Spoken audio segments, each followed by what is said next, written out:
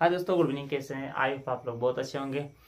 सबका मैं स्वागत करता हूं। जितने मेरे यूट्यूब चैनल पर जितने बच्चे मेरे वीडियो को देख रहे हैं या मेरे वीडियो से जितने बच्चे पढ़ रहे हैं, जो भी बच्चों को हेल्प मिल रहा है, उन सबको मेरा प्रणाम, सबको नमस्कार। तो चलिए बच्चों, आइए आज एक नया टॉपिक के बारे में जानेंगे जो क्लास 11 का होगा। अध्याय आपका 15 होगा।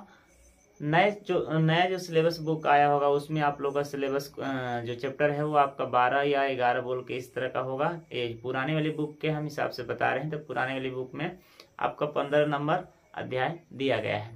तो आज दोस्तों हम जानने वाले हैं कि अमाशय के कितने पार्ट्स होते हैं और अमाशय में कितनी देर तक भोजन रुकता है। तो इस वीडियो में हम लोग विस्तार से जानेंगे अमाशय के बारे में। उसके बाद फिर हम जानेंगे छोटी आंत के बारे में, उसके बाद जानेंगे बड़ी आंत के बारे में। अगर यदि मेरे इसके पहले वाले वीडियो आप लोग नहीं देखे हैं तो जाकर मेरा पहले वाला वीडियो देख लीजिए, जो लेक्चर 1 और लेक्चर 2 होगा, ठीक है ना। उसमें मैंने पूरा विस्तार से इसके बारे में बताया है। आज हम जो स्टार्ट करने वाले हैं, आज हमारा लेक्चर 3 होगा, जो इसके बारे में हम लोग जानेंगे।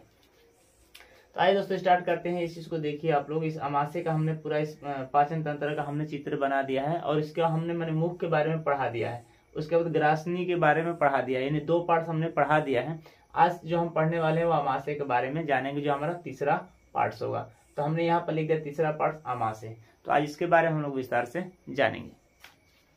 देखिए दोस्तों, अमाशय में भोजन 3 से 4 घंटा रुकता है। जितना हम भोजन करते हैं ना, वो हमारे अमाशय में जाने के बाद 3 से 4 घंटा रुकता है। यानी 3 से 4 घंटा की जो प्रक्रिया होती है, जो समय लगता है, उतना में भोजन हमारा पूरा परिपक्व क्या होता है, पच जाता है। पचने के बाद अब उसमें कोई भोजन नहीं रह जाता है। अब जो उसमें बचा हुआ अपशिष्ट पदार्थ रहता है, यानी 10% से लेकर 20% ही भोजन उसमें रह जाता है, जो आगे की तरफ बढ़ता है।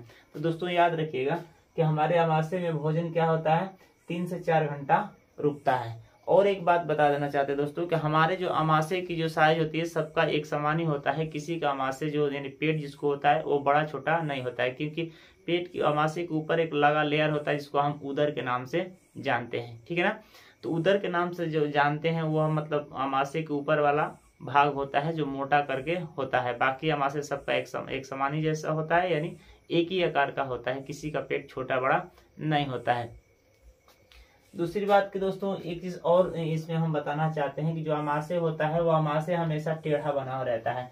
यानी जो हमारे आहार नल होता है, वो आहार नल से क्या होता है कि अमाशय जो भाग होता है वो कुछ थोड़ा सा टेढ़ा आकार का होता है। इसलिए टेढ़ा बनाया गया है ताकि हम जो भी भोजन करेंगे ना, वो भोजन जैसे जाएगा अंदर तो जब गिरेगा तो गिरने के बाद वो आवाज हमको नहीं मिल सकता है। जैसे मान लीजिए जो भोजन हम करें तो जैसे वो जाएगा तो धीरे धीरे क्रमानुचरण के अनुसार क्या करता है, वो गति करता है। अगर मान लीजिए कि वो अमाशय हमारे आहार नली के सीधे होता तो जो बार हम भोजन करते तो बार गिरता, तो भत भत करके क्या होता, आवाज सुनाई देता। यही कारण है कि हमारा जो अमाशय है वो थोड़ा सा टेढ़ा बना हुआ है, जो आप लोग चित्र में देख रहे हैं।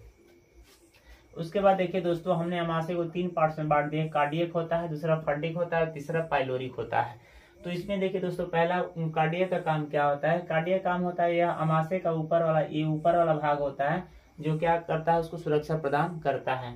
दूसरा देखिए यहाँ में एसियल होता है दोस्तों। यहाँ पे क्या होता है, पहले वाले पार्ट्स में एसियल होता है, यानी एसियल का निर्माण होता है। जैसे हम जैसे भोजन करते हैं ना, तो वो भोजन क्या करता है, उसमें जाने के बाद उसमें एंजाइम छोड़ना प्रारंभ करता है। जब एंजाइम छोड़ना प्रारंभ करता है तो भोजन पचना क्या होता है, प्रारंभ होने लगता है। दूसरे पार्ट्स में देखिएगा, उसके बाद जीवाणुनाशी भी होता है। जो कार्डियक होता है ना, इसमें क्या होता है, एसियल का निर्माण होता है, ठीक है ना।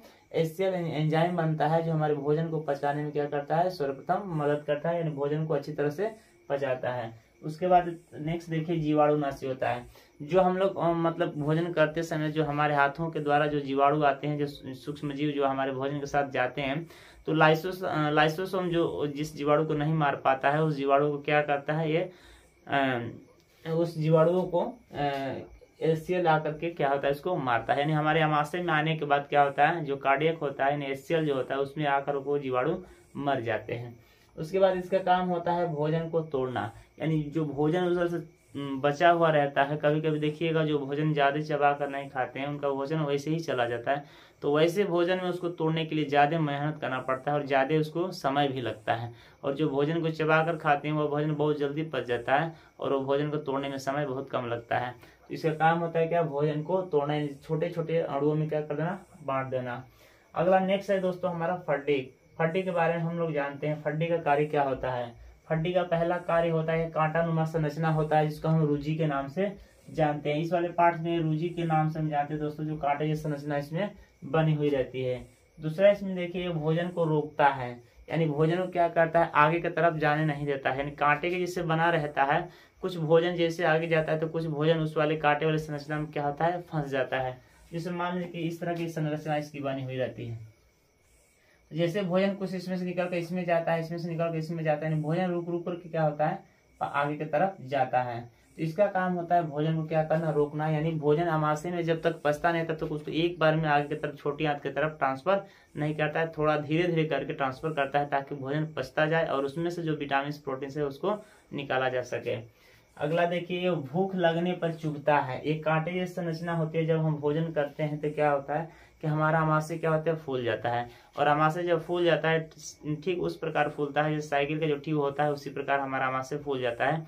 और जब यह भोजन पच जाता है तो वह क्या होता है कि आमाशय पचक जाता है। और पचकने के कारण क्या होता है कि जो कांटे जैसी संरचना होती है यह हमारे ऊपर वाले लेयर यानी इस वाले पार्ट में क्या होता है, चुभने लगता है। तो हमें पता चलता है कि हमें भूख लगी है या हमारे अंदर भोजन की आवश्यकता पड़ी है। ठीक है, अगला हम तीसरे नंबर देखते हैं। पहला और दूसरा तक कंप्लीट, तीसरे नंबर हम देखते हैं पाइलोरिक। पाइलोरिक को हमने कितने पार्ट्स में बांट दिया दोस्तों, पाइलोरिक को हमने 3 पार्ट्स में बांट दिया। एक बांट दिया जठररस, दूसरा रेनिन और तीसरा हो गया पेप्सिन। ठीक है ना। आइए दोस्तों जानते हैं कि जठररस काम क्या होता है। जठररस का काम होता है यह भोजन को पचाने में मदद करता है। जब कोई अचानक भोजन ज्यादा हम मात्रा में कर लेते हैं और उस भोजन को करने के तुरंत बाद हम मतलब चलने लगते हैं या कोई कार्य करने लगते हैं तो उस भोजन को पचने के लिए क्या समय नहीं मिल पाता है, तो उस समय क्या होता है, यह जठररस के द्वारा भोजन को पचाया जाता है। यानी वह एक ऐसा एंजाइम छोड़ता है जो भोजन को पचने में मदद करता है, जिसको अपने भाषा में डिवाइन डेकार के नाम से जानते हैं। दूसरा नंबर है दोस्तों पेप्सिन। पेप्सिन का काम होता है दोस्तों हमारे शरीर में प्रोटीन को क्या करना, तोड़ना, और प्रोटीन को तोड़ करके पेप्टान में बदल देना। हमारे शरीर में जितने प्रोटीन्स बनते हैं ना उनको क्या करना, तोड़ना और तोड़कर पेप्टान में बदल देना। तो ये चीज याद रखिएगा, हमारे इसमें पाइलोरिक में पेप्सिन पाया जाता है, जो पेप्सिन का काम होता है प्रोटीन को तोड़ना और तोड़ करके पेप्टान में बदल देना। तीसरे में देखिए दोस्तों रेनिन का काम होता है। रेनिन का काम होता है दूध से दही को बना देना। ठीक है ना। यह बच्चों में सबसे ज्यादा पाई जाती है, क्योंकि जब छोटा बच्चा होता है जब कोई खिलाता है उसको, तो खिलाने के समय देखिएगा जब उसकी मम्मी दूध पिलाकर उसको देती है, जैसे आप उसको खिलाते हैं तो दूध पीकर आया और उसमें क्या फेंक दिया, दही फेंक दिया। तो वह प्रक्रिया यानी बच्चों में ज्यादा रेनिन की मात्रा ज्यादा अधिक होती है, और जो यानी जैसे 50 वर्ष के बाद की जो उम्र होती है उस समय उस व्यक्तियों में क्या होता है, रेनिन की जो मात्रा होती है वो कम हो जाती है। तो इस प्रकार दोस्तों हम जानते हैं कि रेनिन की मात्रा किसमें कम हो गया और किसमें ज्यादा, यानी बच्चों में ज्यादा होती है और 50 से उम्र वाले व्यक्तियों में क्या हो जाती है, कम हो जाता है। इसीलिए डॉक्टर उनको क्या कहते हैं, दूध खाने के लिए मना करते हैं, डायरेक्ट उनको क्या कहते हैं, दही का सेवन करने के लिए, ताकि रेनिन उसमें कमजोर हो गया इसलिए दूध पच नहीं पाता है, डायरेक्ट दही खाएंगे तो पचेगा। तो आई होप कि दोस्तों ये चीज आप लोग क्लियर हो गया होगा। जितने पॉइंट्स हैं आमाशय के बारे में आप लोग पूरा विस्तार से जान गए हैं। आमाशय का कार्य क्या होता है, कितने देर तक भोजन रुकता है, तो 3 से 4 घंटा आमाशय में भोजन रुकता है। एक चीज और दोस्तों जानिए कि हमारे शरीर में जो नींद ज्यादा क्यों लगती है, तो सबसे ये चीज बताना चाहते हैं आपसे कि नींद ज्यादा लगने का कारण ये होता है, चर्बी के कारण क्या होता है, नींद हमारे शरीर में ज्यादा लगता है, क्योंकि जितना ऊर्जा जितना प्रोटीन होता है सब चर्बी क्या करता है, अपने आप अपने अंदर खींच लेता है, और यही कारण होता है कि हमारा शरीर सुस्त हो जाता है और हमें नींद लगने लगती है। तो आई होप कि ये पॉइंट्स क्लियर हो गए होंगे। अब बस ये पॉइंट्स क्लियर हो गए तो दोस्तों अगले पॉइंट्स की तरफ बढ़ते हैं।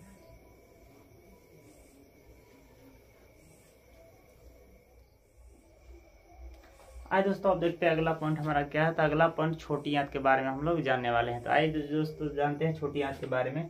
तो छोटी आंत जो है दोस्तों इसकी 7 मीटर लंबी होती है और 2.5 सेंटीमीटर की चौड़ी होती है। ठीक है ना। जो हमारी छोटी आंत होती है उसकी लंबाई कितनी होती है, 7 मीटर और 2.5 सेंटीमीटर की वो चौड़ी होती है।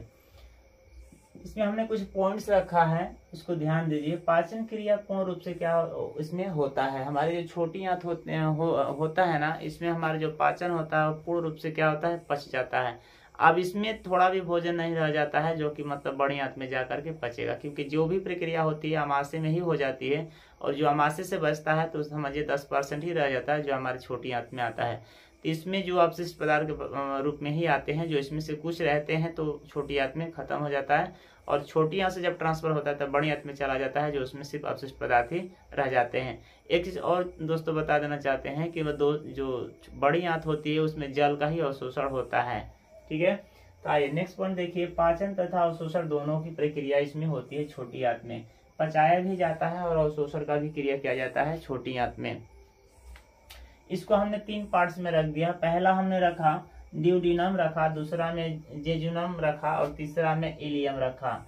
पहले दोस्तों देखते हैं ड्यूडेनम का कार्य क्या होता है। ड्यूडेनम का कार्य होता है भोजन को क्या करना, ग्रहण करना। इसका मुख्य कार्य होता है जैसा भी भोजन हो, जितना भी हो, उस भोजन को क्या करना, अपने कैपेसिटी, अपनी इच्छा के अनुसार क्या करना, उस भोजन को ग्रहण करना अपने पास। उसके बाद नेक्स्ट में क्या करना, जब भोजन ग्रहण हो जाता है तो उसको पचाने की जो प्रक्रिया होती है उसके लिए कुछ एंजाइम्स की आवश्यकता होती है, जो हमारी छोटी आंत के अंदर वह एंजाइम्स मिलते हैं। जैसे मान लीजिए कि पहला एंजाइम सेक्रेटिन हो गया, उसके बाद एक कोलेस्टोकाइसिन हो गया, कोलेस्टोकाइसिन हार्मोन्स, ये सब क्या होते हैं, उसमें से रिलीज होते हैं छोटी आंत से, ताकि वो भोजन को पचने में ज्यादा मदद करें और उसमें वृद्धि का कार्य भी करें। दूसरे में देखिए दोस्तों जेजुनमा होता है। जेजुनमा का कार्य होता है 8 फीट लंबी होती है, 8 फीट लंबी होती है। इसका कार्य होता है कि इसको जैसे मतलब कि हम लोग चावल को क्या करते हैं, बनाने से पहले किसी बर्तन में उसको छीट देते हैं और उसमें से धान को क्या करते हैं, निकालते हैं। ठीक उसी प्रकार यह प्रक्रिया होती है जेजुनमा में। इसमें यह चारों तरफ से भोजन को क्या पसार दिया जाता है, और पसारने के बाद से उसमें जो प्रोटीन विटामिन होते हैं उसको क्या किया जाता है, निकाल दिया जाता है, और जो बचता है उसको अपशिष्ट पदार्थ के रूप में बड़ी आंत में ट्रांसफर कर दिया जाता है। तीसरा नंबर में देखिए दोस्तों इलियम। इलियम का कार्य क्या होता है, इलियम में पाचन प्लस अवशोषण की दोनों की प्रक्रिया की जाती है। ये लास्ट स्टेज होगा दोस्तों। इस इलियम में पाचन प्लस अवशोषण दोनों की प्रक्रिया कंप्लीट होती है।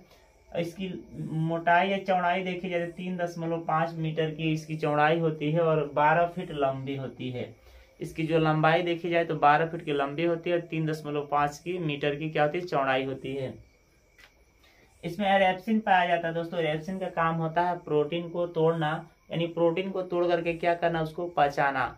जब वो प्रोटीन को तोड़ लेता है तो उसमें एक पेप्टाइड होता है, जो पेप्टाइड में क्या होता है, बदल जाता है। यानी कहने का मतलब दोस्तों कि रेप्सिन से क्या बनता है, पेप्टाइड बनता है, और पेप्टाइड से क्या बनता है, एमिनो एसिड बनता है। इस तरह का समझिए। रेप्सिन को जब प्रोटीन को, रेप्सिन क्या काम करता है, प्रोटीन को तोड़ देता है, और तोड़ने के बाद वो किस में बदलता है, पेप्टाइड में बदल देता है। जब पेप्टाइड में बदलता है तो वो उसके बाद वाले स्टेज में क्या होता है, एमिनो एसिड का निर्माण होता है। आई होप कि दोस्तों ये छोटी आंत भी आप लोगों को समझ में आ गया। अगर दोस्तों ये पॉइंट्स आप लोगों को क्लियर हो गए होंगे, ये सारे पॉइंट्स आप लोगों को समझ में आते हैं, तो दोस्तों मेरे चैनल को सब्सक्राइब कर लीजिएगा और मेरे वीडियो को लाइक भी कर लीजिए, क्योंकि ज़्यादा से ज़्यादा शेयर कीजिए मेरे वीडियो को और सपोर्ट भी कीजिए दोस्तों।